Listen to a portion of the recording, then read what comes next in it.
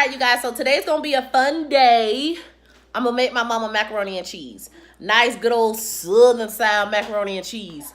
She make this for us all the time. This past Thanksgiving, she came here to Georgia, and she made her macaroni and cheese. And I remembered, damn, I do not make macaroni and cheese like this. I thought I knew my mama recipe, but bitch, I ain't know my mama recipe because my macaroni and cheese is not that good. The children and everybody else love my macaroni and cheese, but I love my mama macaroni and cheese. So I'm finna attempt to make her macaroni and cheese. I had her make a whole recipe and everything, y'all. She did good too. I'm gonna show y'all pictures. She did good. Make her whole little recipe, and we finna make her macaroni and cheese, okay? So bear with me, stick with me.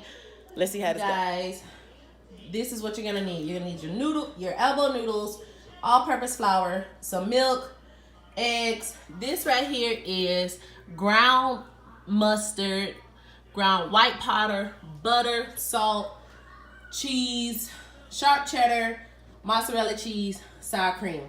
All right, so let's go ahead. The first thing you guys want to do is start your water for your macaroni and cheese. This is the easiest part of it. To my macaroni and cheese, I like to add oil, and I like to add like a teaspoon of salt, okay? So I'm gonna let that boil over, then I'll put my macaroni in it, okay? Once your noodles are done, you're gonna add it to whatever size pot you need to add it to. Like, really depends on how much pasta you're gonna use. You're gonna go ahead and add yourself some butter.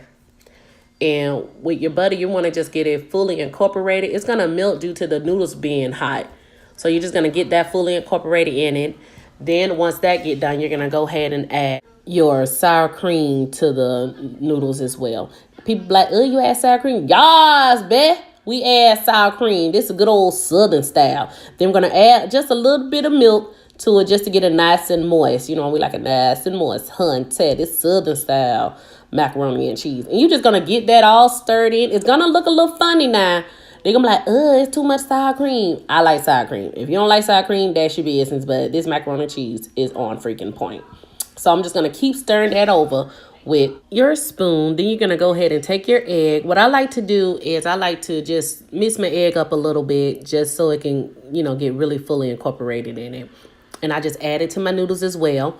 Just like you did with the butter, just like you did with the milk, just like you did with the sour cream. You're going to go ahead and stir that up again, fully incorporated, so you don't have little streaks or egg everywhere. And what your egg does is just make sure everything stick together so it won't be falling apart on you. Now also add a few handfuls of cheese. Well, she told me to add a few handfuls of cheese, and you want to go ahead and mix that all in together. And what you're going to notice is I like to do things step by step when I'm doing someone else's recipe, because this one was important to me and I want to make sure that it turned out really well. Now I'm going to go ahead and start my sauce, which is really important. You want to make sure that your stove is on medium high, and you're going to melt your butter. And once your butter is all melted down, you're going to go ahead and add your ground mustard and your white pepper for it. I don't really add too much salt because I think cheese has enough sodium in it, and I don't want my family to be walking around here with high blood pressure. But you're more than welcome to add salt at this point because you want your cheese to be as flavorful as you want it. So I'm going to go ahead and give that a little stir up, just to make sure everything is soaking into that butter, honey. Nice and good. So once I get done with that and it's nice and goodified for me, I'm going to gradually add my flour. And if you know anything about a roux, flour don't do anything but thicken whatever your sauce is up. Just like you make gravy, you add flour. It's just like gravy, but just with cheese. And if you don't know how to make gravy, I got you. Your girl got you too. Just let me know. So I'm going to go ahead and continuously add in my flour gradually. And I'm going to fully... Okay, baby. My son telling me he's going outside. Sorry. But I'm going to fully incorporate it until I really don't see any more flour left before I add more flour to it.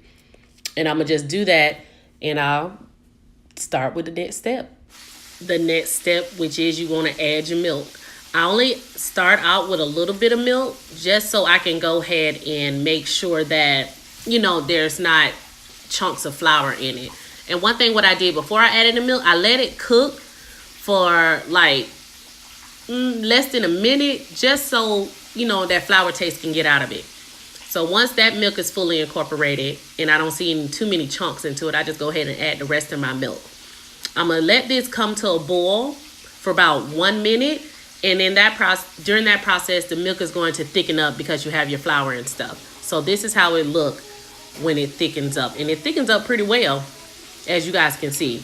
You see how it started to boil over, getting real thick, like you making some Alfredo sauce, girl. And once that comes to the thickness that I wanted, I did add some cheese into it. I don't know why I lost it. I don't know how I lost the cheese, me putting cheese in it. But yeah, I put cheese in it. And now I'm just going to gradually just keep on stirring it in until the consistency that I want it to be.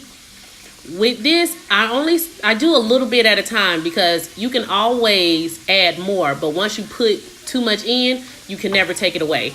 But if you like me and put too much in, girl, I ain't do nothing but throw in another pot of damn elbow noodles and added it to it and stop playing. Okay. But that's what I'm going to do. And once I get done with that, I'm going to go ahead and stick it in the oven.